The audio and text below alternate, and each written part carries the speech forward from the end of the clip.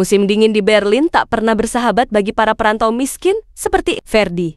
Salju tipis menutupi trotoar, sementara nafasnya membentuk kabut di udara. Jaketnya usang, hasil sumbangan pabrik tempat ia bekerja. Setiap pagi, Ferdi menyusuri jalan menuju tempat kerja. Sebagai buruh gudang di kawasan industri pinggiran kota, ia menumpang di kamar kecil bersama 2 TKI, lain di apartemen sempit lantai bawah tanah. Hidupnya keras, tapi ia tetap menabung dan mengirim uang ke orang tuanya di Kampung Di, sebuah desa kecil di Jawa Timur. Ferdi bukan pemuda bodoh. Ia lulus SMA dengan nilai baik, namun ekonomi keluarganya tak sanggup membiayai kuliah. Lalu datanglah kesempatan menjadi tenaga kerja di Jerman. Ia pikir ini jalan keluar, tapi kenyataan jauh dari bayangannya. Jam kerja panjang, diskriminasi, dan rasa sepi menggerogoti hari-harinya. Tak ada teman bicara, tak ada keluarga. Kadang hanya suara radio tua di kamar yang menemaninya makan mie instan. Di sudut kota yang berbeda, Sophia Ahrens menjalani hidup yang kontras. Wanita muda 29 tahun itu adalah CEO dari Artex Solutions, perusahaan rintisan yang kini jadi raksasa perangkat lunak Jerman. Cantik, cerdas, kaya raya. Media sering menyebutnya sebagai perempuan besi dari Berlin. Tapi sedikit yang tahu. Sophia menyimpan kekosongan yang sulit dijelaskan. Kesibukan membunuh waktunya untuk cinta. Dan di balik mobil mewah serta blazer elegan, ada kesepian yang tak pernah selesai. Apartemen Sophia berada di lantai atas gedung modern berarsitektur kaca. Keamanan ketat, liftnya hanya bisa diakses pakai kartu sensor. Tapi satu malam, sistem itu akan gagal. Dan segalanya berubah. Ferdi tak pernah membayangkan jalan hidupnya bersinggungan dengan dunia Sophia. Tapi semua bermula dari satu malam sepi. Ketika ia pulang dari pesta kecil para TKI, Ferdi bukan pemabuk. Tapi malam itu, ia tak kuat menolak bir murah yang disodorkan. Kepalanya pening, langkahnya limbung di trotoar. Hujan gerimis menyamarkan pandangannya. Ia memasuki gedung apartemen. Pikirnya itu tempat kontrakannya. Tangga menanjak, dilalui dengan kaki goyah. Anehnya, pintu sebuah unit di lantai atas tak terkunci. Ferdi mengira itu kamarnya. Ia masuk, melepaskan sepatu, dan rebah di ranjang empuk. Dunia terasa hangat, jauh dari kerasnya realitas. Yang Ferdi tidak tahu, itu bukan kamarnya, itu apartemen Sophia. Dan ranjang itu adalah tempat tidur wanita paling berkuasa yang pernah ia temui. Besok pagi, dunia mereka berdua tidak akan pernah sama lagi. Sophia membuka matanya perlahan. Cahaya matahari menembus tirai tipis apartemennya, memantul di dinding putih dan rak buku yang tertata rapi. Ia mengerang pelan, bangkit dari tidurnya, lalu membeku. Ada seseorang di sampingnya. Sophia memutar kepala. Seorang pria asing tergeletak di ranjang mewahnya, mengenakan jaket tebal kusam. Wajahnya lelah, rambutnya acak-acakan, yang membuat jantung Sophia hampir berhenti. Pria itu memeluk pinggangnya erat, seolah mereka pasangan lama yang saling membutuhkan. Sophia menjerit keras. "Hilf! Kalf!" Teriakannya menggema di seluruh unit. Ferdi, yang masih dalam pengaruh mabuk sisa semalam, terbangun kaget. Ia mengerjap beberapa kali, lalu refleks melepas pelukannya. "Ah, aku di mana ini?" Suaranya serak dan panik. "Keluar, sekarang!" Sophia menghambur dari ranjang, mengambil lampu meja dan mengangkatnya seolah hendak memukul. Ferdi bangkit sambil terhuyung. Matanya menyapu sekeliling ruangan mewah itu lukisan abstrak mahal, rak penuh buku Jerman Inggris, dan jendela besar yang menampilkan pemandangan kota Berlin. Ia baru sadar ini bukan kamarnya. Aku kira ini tempatku. Aku nggak tahu. Sumpah. Ferdi mundur, tangannya terangkat pasrah. Sophia langsung menelepon polisi. "Ada pria asing masuk ke apartemen saya. Tolong segera datang." Ferdi mencoba menjelaskan, namun hanya terdengar seperti alasan kacau. Ia tidak mencuri, tidak menyentuh apapun selain ranjang. Tapi tetap saja, ia masuk tanpa izin ke apartemen CEO ternama. Tak lama kemudian, 2 polisi datang dan memborgol Ferdi. Di kantor polisi, Ferdi duduk diam. Petugas yang memeriksa hanya menemukan identitas pekerja TKI. Tak ada catatan kriminal. Hasil alkohol menunjukkan kadar tinggi, tapi tidak ekstrem. Sophia duduk tak jauh, masih mengenakan mantel panjang. Matanya memandangi Ferdi dengan campuran marah dan bingung. "Kenapa kau masuk ke apartemenku?" tanya salah satu polisi. Ferdi menunduk. "Saya pikir itu tempat saya tinggal, Pak. Saya baru pindah kontrakan 2 hari lalu. Saya mabuk, tidak sadar. Saya minta maaf." Sophia mengamati setiap kata Ferdi. Tak ada nada licik, tak ada sikap menggoda, hanya wajah bingung, panik, dan rasa malu yang tak bisa disembunyikan. Setelah beberapa saat hening, Sofia menghela napas panjang. "Saya tidak akan menuntut," katanya pada polisi. "Tapi pastikan dia tahu, ini tidak bisa terulang." Ferdi mengangkat wajah, matanya berkaca. "Terima kasih, Bu. Saya benar-benar minta maaf." Polisi melepas borgol Ferdi dan membiarkannya pulang. Sambil berjalan menunduk keluar kantor, Ferdi tak tahu bahwa langkah kecil yang salah semalam telah membuka pintu besar menuju perubahan tak terduga dalam hidupnya. Sofia memandangi punggung pria itu dari jendela mobilnya. Ada rasa lega, namun juga rasa aneh yang belum bisa ia pahami. Mengapa ia tak bisa berhenti memikirkan pelukan pagi tadi yang terasa hangat? Sejak kejadian itu, Ferdi seperti kehilangan arah. Rasa malu menyelimuti setiap langkahnya. Teman-temannya sesama TKI tidak tahu apa yang terjadi. Dan Ferdi tidak ingin cerita itu tersebar. Ia kembali bekerja di gudang pengiriman logistik, memikul kotak dan menyapu lantai tanpa semangat. Setiap gerakannya terasa hampa. Bayangan wajah Sofia yang marah dan jeritan pagi itu terus menghantuinya. "Aku benar-benar bodoh," gumam Ferdi saat istirahat makan siang, duduk sendiri di pojok gudang. Roti lapis dingin yang biasa ia makan pun terasa hambar. Dalam hati, ia hanya berharap kejadian itu tak sampai menyebar ke perusahaan tempatnya bekerja. Ia tak ingin diusir dari Jerman, apalagi dengan aib. Di sisi lain kota, Sofia juga tidak bisa tenang. Pagi itu, saat pulang dari kantor polisi, ia mencoba kembali ke rutinitas. Tapi setiap kali hendak tidur, ingatan tentang pelukan asing dan wajah panik pemuda itu muncul. Bukan karena trauma anehnya, justru karena rasa penasaran yang tak bisa ia abaikan. Sofia mencoba mengusir pikirannya dengan tenggelam dalam pekerjaan. Ia mengadakan rapat dengan tim pengembang, menghadiri konferensi virtual dengan investor dari Zurich, bahkan lembur hingga larut malam. Namun ketika lampu apartemen dimatikan dan ia berbaring di ranjang yang sama, perasaannya kosong. "Kenapa aku tidak bisa berhenti memikirkan dia?" bisiknya pada diri sendiri. Itu bukan cinta, bukan juga simpati. Mungkin rasa penasaran atas seseorang dari dunia yang sangat jauh darinya seseorang, yang bahkan tak seharusnya bisa melewati pintu apartemennya. Tapi entah bagaimana, semesta membiarkannya masuk. Beberapa hari kemudian, takdir mempertemukan mereka kembali. Sofia hendak masuk ke toko buku kecil di sudut distrik Kreuzberg. Saat membuka pintu, ia melihat sosok pria yang sedang membantu pemilik toko menurunkan tumpukan kardus dari mobil kecil. Jaket usang itu, postur tubuh kurus tapi kuat itu. Tak salah lagi itu Ferdi. Mereka saling menatap. Sofia diam di ambang pintu, dan Ferdi membeku sambil memegang kardus besar di pelukannya. Sekilas, mata mereka bertaut. Tak ada kata, hanya ketegangan yang menggantung di udara. Ferdi buru-buru menunduk dan kembali bekerja pura-pura tak melihat. Tapi Sofia tidak pergi. Ia melangkah masuk ke toko, berpura-pura melihat-lihat buku. Namun sesekali mencuri pandang ke arah Ferdi yang berkeringat. Wajahnya merah menahan malu. Setelah 15 menit berpura-pura memilih buku, Sofia akhirnya melangkah ke kasir. Ferdi berdiri tak jauh, bersiap keluar. Tapi sebelum pintu tertutup, Sofia memanggil lirih, "Ferdi." Langkah Ferdi terhenti. Sofia ragu sejenak, lalu berkata, "Aku belum mengucapkan terima kasih karena sudah tak menyentuh apapun di apartemenku dan tak mencuri." Ferdi menoleh perlahan, menatapnya dengan mata bingung dan tak percaya. "Aku juga minta maaf, sudah berteriak seperti itu." Ferdi membuka mulutnya, tapi tak ada kata yang keluar. Ia hanya mengangguk pelan, lalu pergi, meninggalkan Sofia yang untuk pertama kalinya merasa ingin tahu lebih dalam tentang seorang pemuda miskin yang hanya secara tak sengaja memasuki hidupnya. Hari-hari berlalu sejak pertemuan canggung di toko buku itu. Tapi benak Sofia tak pernah benar-benar lepas dari bayangan Ferdi. Ada sesuatu dalam tatapan mata pemuda itu. Sebuah luka dalam yang ia kenal baik. Luka karena kesepian. Luka karena merasa kecil di hadapan dunia yang tak adil. Sofia tak bisa menipu dirinya sendiri. Ia sudah terlalu lama hidup dalam dunia yang steril dan formal. Rapat, investor, konferensi, gala dinner semua berjalan seperti robot. Tapi Ferdi, ia datang dengan kekacauan, namun juga kejujuran. Sofia merasa terseret ke ruang yang selama ini ia hindari.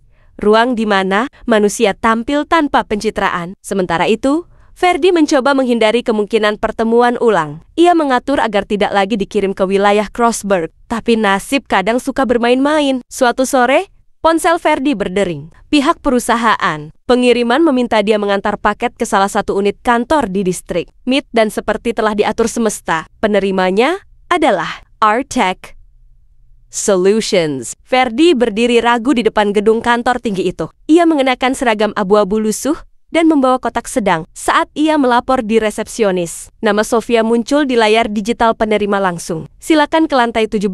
Ibu Eren sudah menunggu, kata petugas dengan ramah. Menunggu. Ferdi tiba di depan pintu kaca besar. Ia menghela napas, lalu mengetuk. Pintu terbuka otomatis. Di dalam, Sofia sedang berdiri di dekat jendela, menatap ke arah langit mendung Berlin. Masuk saja, katanya pelan, tanpa menoleh. Ferdi melangkah masuk dengan kaku, menaruh paket di meja kayu besar di tengah ruangan. Aku tak tahu kamu akan datang sendiri, kata Sofia akhirnya, menatapnya. Aku juga nggak nyangka dikirim ke sini, jawab Ferdi, menunduk. Sofia tersenyum samar. Kamu tampak lebih rapi sekarang. Ferdi hanya mengangguk pelan, hening beberapa saat. Lalu Sofia berkata, waktu itu, aku pikir kamu orang jahat, tapi sekarang aku mulai sadar.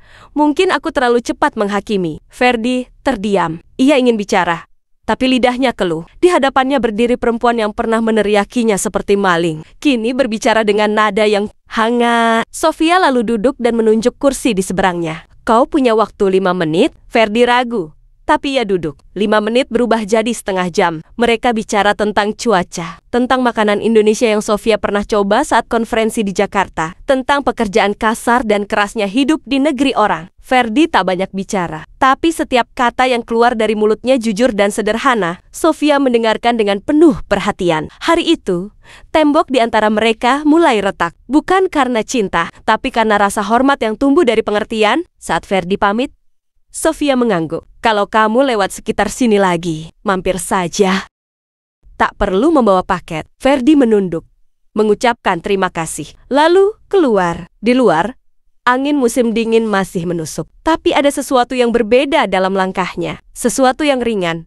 Seperti harapan kecil yang mulai tumbuh, meski ia tak tahu akan dibawa kemana. Sore itu langit Berlin kelabu.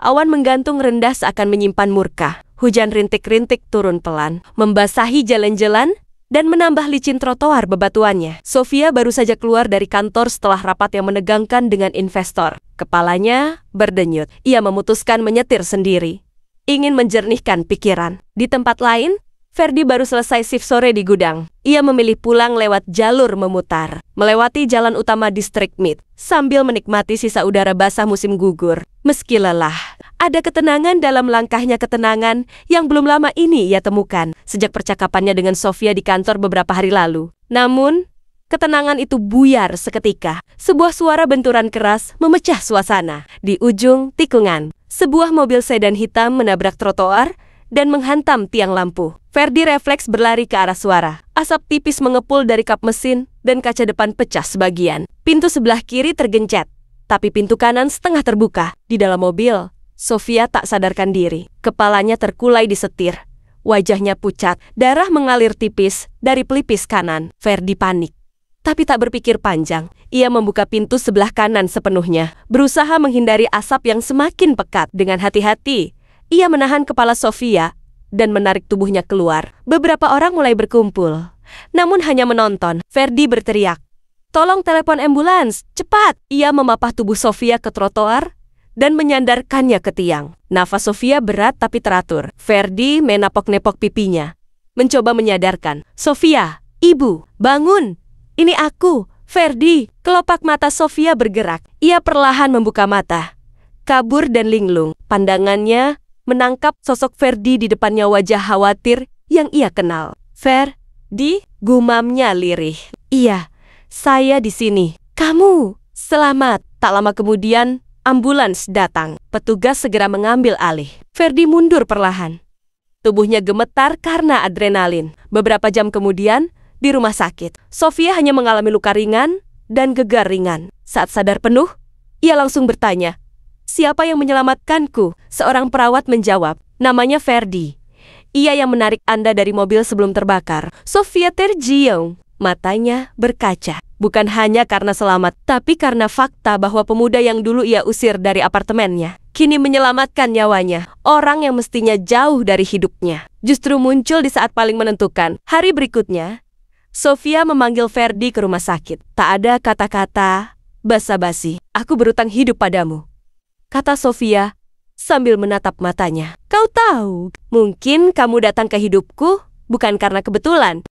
Ferdi terdiam, tak tahu harus menjawab apa. Tapi hatinya tahu, semenjak hari itu, hubungan mereka tak lagi bisa kembali seperti semula. Sofia duduk di balkon apartemennya, mengenakan jaket tebal, dan memandangi langit malam Berlin yang gelap. Sudah seminggu sejak kecelakaan itu, dan selama itu pula pikirannya tak bisa lepas dari sosok Ferdi. Setiap detail kejadian masih tergambar jelas wajah Ferdi yang panik. Pelukannya yang menahan tubuhnya keluar dari mobil. Tangan kasarnya yang gemetar menepuk pipi saat ia nyaris tak sadarkan diri. Ia telah mencoba menafsirkan perasaan itu. Apa ini sekadar rasa terima kasih, kekaguman, rasa bersalah?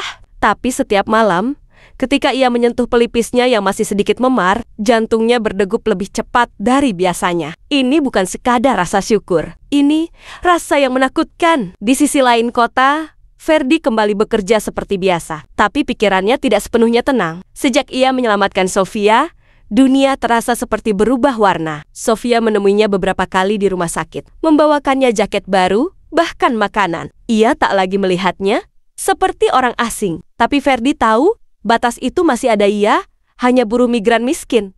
Dan Sofia, dia tinggal di langit yang jauh. Namun semuanya pecah malam itu. Sofia mengirim pesan, "Aku ingin bicara."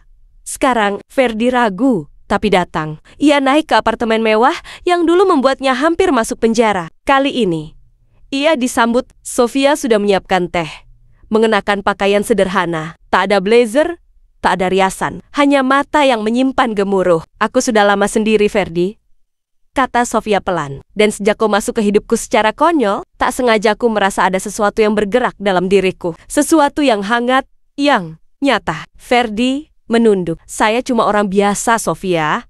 Dunia kita beda jauh. Kalau orang tahu, biar orang bicara apa saja. Aku capek hidup untuk memenuhi harapan mereka."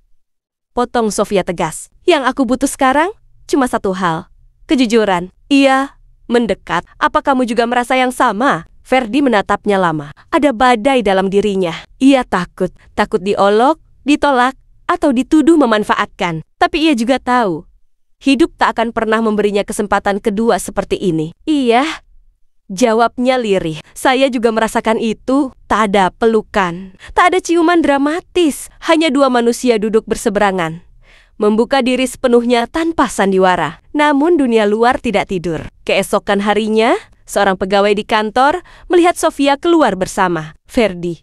Foto mereka tersebar diam-diam. Bisik-bisik mulai terdengar. Dewan Direksi Artek mulai mempertanyakan keputusan pribadi Sofia.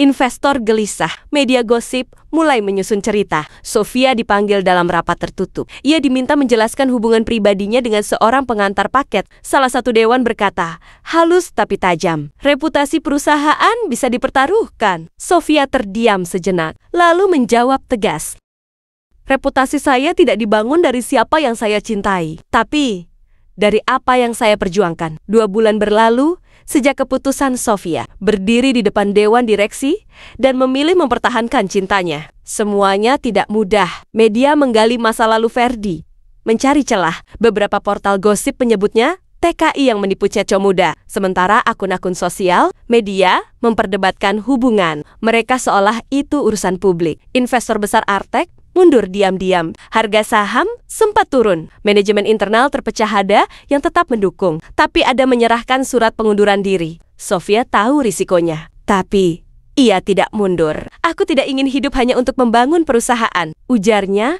pada Ferdi suatu malam. "Aku ingin hidup sebagai manusia dengan cinta yang aku pilih sendiri." Ferdi awalnya ingin menjauh, menolak, bahkan sempat menulis surat pamit yang tak jadi ia kirim. Tapi Sofia terlalu keras kepala. Ia mencari Ferdi sampai ke tempat tinggalnya, berdiri di depan kontrakan kecil sambil membawa 2 kantong belanja. "Kau pikir aku akan membiarkanmu lari begitu saja?" katanya sambil tersenyum. Perlahan, badai mulai mereda. Waktu menjadi sekutu. Publik mulai bosan dengan gosip mereka, dan Sofia tak henti menunjukkan integritasnya di dalam pekerjaan. Saham Artek kembali stabil, bahkan naik ketika Sofia meluncurkan inisiatif baru yang melibatkan pelatihan kerja bagi migran di sektor teknologi yang ia akui terinspirasi dari Ferdi. Sementara itu, Ferdi memutuskan memperbaiki hidupnya. Ia mengambil kelas bahasa Jerman secara serius, lalu mendaftar kursus teknologi dasar. Sofia membantunya, bukan sebagai penyelamat, tapi sebagai pasangan yang percaya bahwa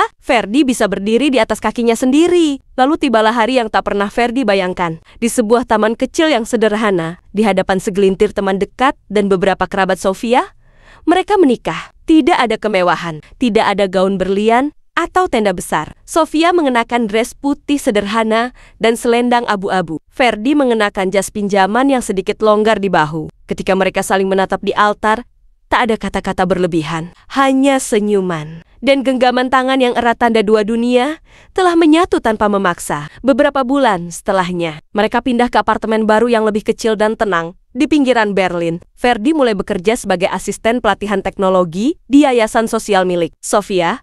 Ia tak lagi malu berjalan di samping wanita yang dulu ia pikir hanya bisa ia lihat di layar televisi. Dan Sofia, ia tak lagi tidur dengan sepi memeluk tubuh sendiri. Kini ada Ferdi di sisinya hangat, nyata, dan mencintainya. Bukan karena siapa dia, tapi karena siapa dia saat semua topeng dilepas. Kadang hidup membawa kita pada tempat yang tak pernah kita rencanakan. Seperti Ferdi yang masuk ke pintu apartemen asing karena mabuk dan keluar darinya dengan takdir baru. Mereka tak sempurna, tapi mereka saling memilih. Dan itu cukup untuk bahagia.